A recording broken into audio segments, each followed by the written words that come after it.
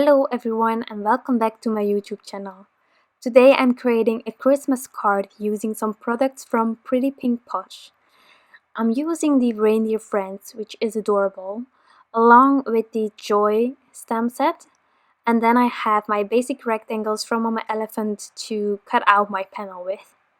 So first of all, I'm starting with the coloring of my reindeer. These are so cute, I love them, I have to use them more. Well, I actually bought this set, this is the first time using it, but I'm already sure that there will be another card with these adorable reindeer. Now, I'm starting with one, I'm going to color the other one exactly the same, although one of them will get a red nose and the other one won't. I'm showing the caps on the side from the Copic markers that I'm using, and don't mind about the first layer. I know it's rubbish, but once I have a second layer or maybe a third, fourth, whatever I need, everything changes. Now, if you don't want to write those caps down and you think later on maybe that's a color combination that I want to use, you can always check out my blog. There I'm trying every time to list the Copic markers that I'm using. Lately I am also trying to do that for each of the images so that you can easily find what I was using for what image and what part. So definitely check that out if you're looking for some color combinations. I'm trying to present it to you there. Now here I'm already doing the cap. I just thought I'm doing the reindeer the same way. I don't need to show it twice, but I will. I know. Here the ears. Then I also will use a really soft E53, and that's actually already the coloring. So really simple. Also, I kept the shadowing quite soft. I am not using a huge variety of markers. You can go really broad and have really dark shadows, which I can truly appreciate from time to time. But today I just decided to have really soft reindeer on my card. So again, first layer rubbish, and I even forgot a part of the ear. Don't mind them. But now I'm on to my second, and everything will change at this point.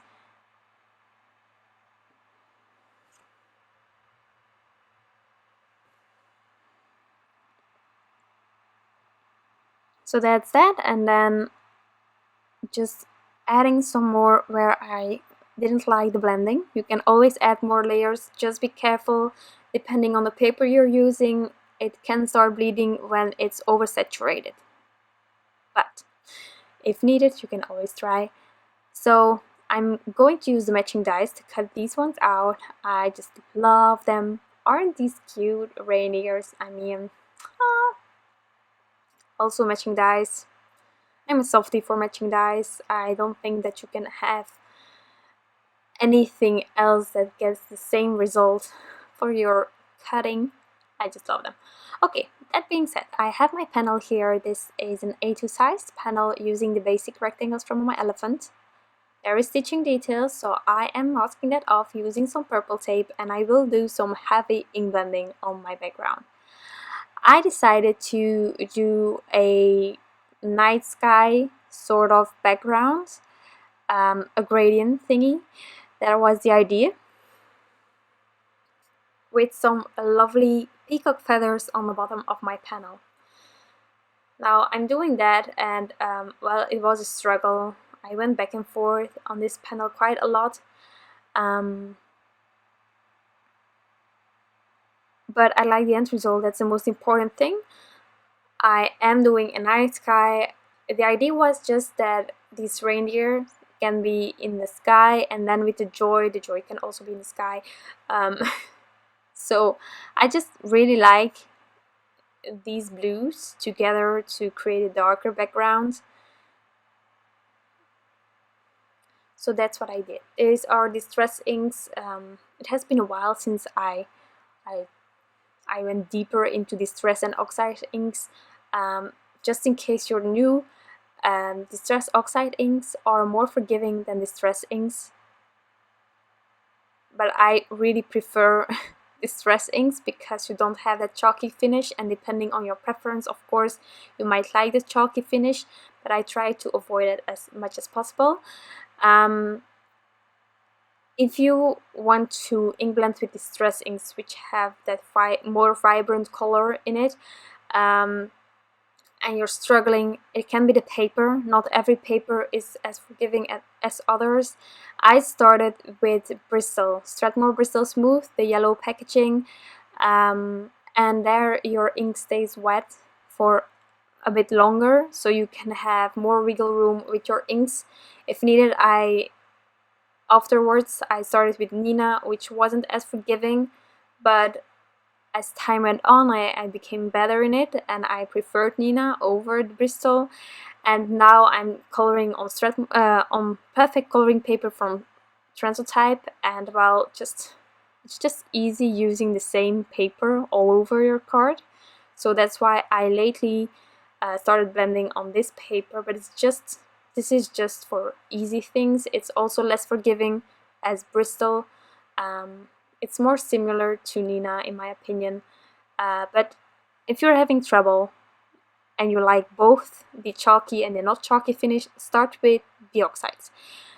That's what I would suggest. And if you like the distress but you are having trouble with it, try to use another paper that is not soaking up that ink as quickly. That being said, I used some white gouache and splattered it all around, having that night sky with the stars or with the snow in case of winter. I'm going to add the joy. I decided to use this triangle, geometric triangle, to line up my joy. Once I did that, I went overboard with the anti-static powder. I wanted to white heat emboss the joy, and I am the worst in heat embossing. It's also something that I don't do often just because of that. But while you can open this this tool, there is some anti-static powder in, and then you can put a lot on your panel and just go over it like way too long, but okay.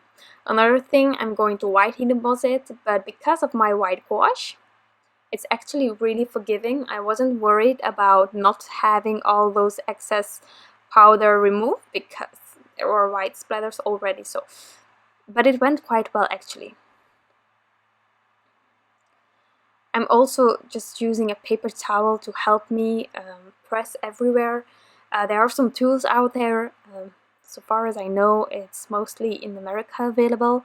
Once I can get that, like that diamond sort of thingy or that ball sort of thingy where there is a thingy and you can go over your misty with it. It's better for your wrists and all those things. I would buy it. If I see it, I will buy it. And I will tell you if you're also living in Europe where you can buy it. But I'm watching out for it, so I white heat embossed it, and then I took the same paper towel because it was still clean, and I'm just buffing off the excess anti-static powder. Now I'm laying out my card, and I think personally I didn't like the hat. You don't need to add it. I think it's good without as well. But it was just the angle, well, the way it was turned. I wanted it on the left. I thought that would go better, so I did it again. Same coloring as previously, but I just needed the other way around. So once I did the coloring, I used the matching dyes, and then I had all my elements for this card. Now there are many ways to, of course, make another card using the same products. I also think that you could put the reindeer on the G, is it a G in English? On the Y, the joy, the first letter. There are many ways to position your critters or whatever you want to use from a certain stem set. Also, here's also a hat in a stem set, so if your stem set doesn't have it and you want to add a hat, there is a hat in this Joy stem set. Now let's do the die cutting. I don't think it's needed. You can perfectly keep your card panel as is and add the critters, but I just thought, let's do fancy, cut it out. And then I cut it out 3 times more, and I know what you think. What? You did that? You never do that? You don't have the patience? Indeed, thinking the same. Normally I am too impatient to cut the same thing 2 times even. I just have it 1 time, I lay them on top of each other, there is a small amount of dimension.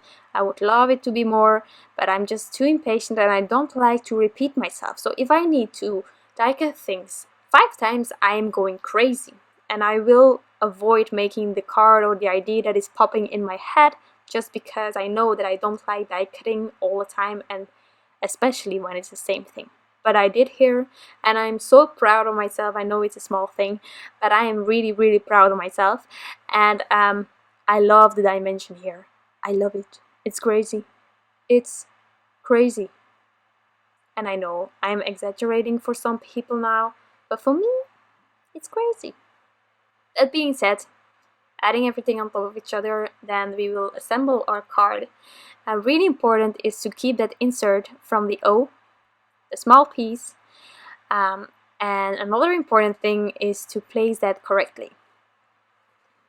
As we did a gradient, there is an up and a down side, you know. That's just how it is. So if I put it the other way around, then there would be a light area on top of this card where all the dark things are going on, so you would see that there was something wrong with it. I definitely already had that in the past, and it's something where I really pay attention to when I'm creating a card with some of the inserts that need to be placed. So I'm just doing that, and do you see the dimension? Even just from above, I think it's so clear that there is dimension, that I did the effort of adding lots and lots of layers.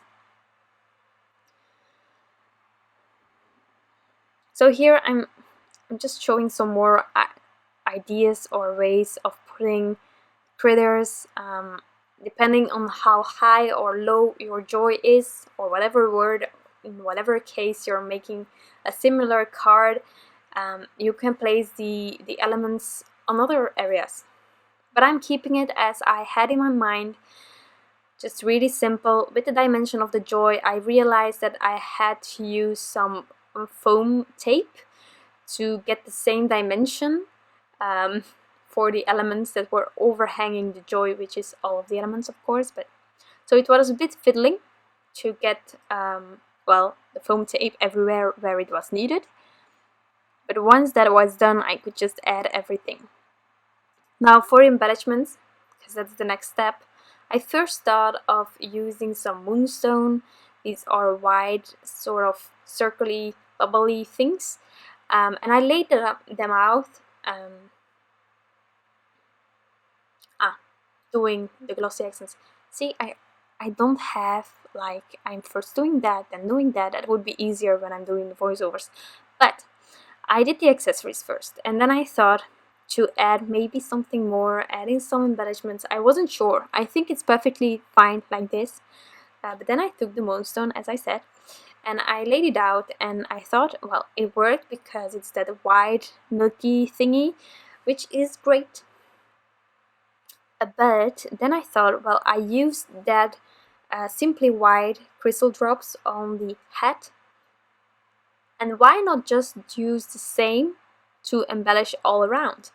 So I left those moonstones in place just to know where I wanted to place my crystal drops, and I sort of mimicked the sizes as well. And now I have that white, stark white, instead of the muted white of the moonstones. Now I'm tapping a bit with the card, not too hard, but this helps flatten out those circles. If you do it too hard, it can be that you ruin the drops that you made, just in case. So I did that, and then this card was finished. What do you think? I think it's adorable.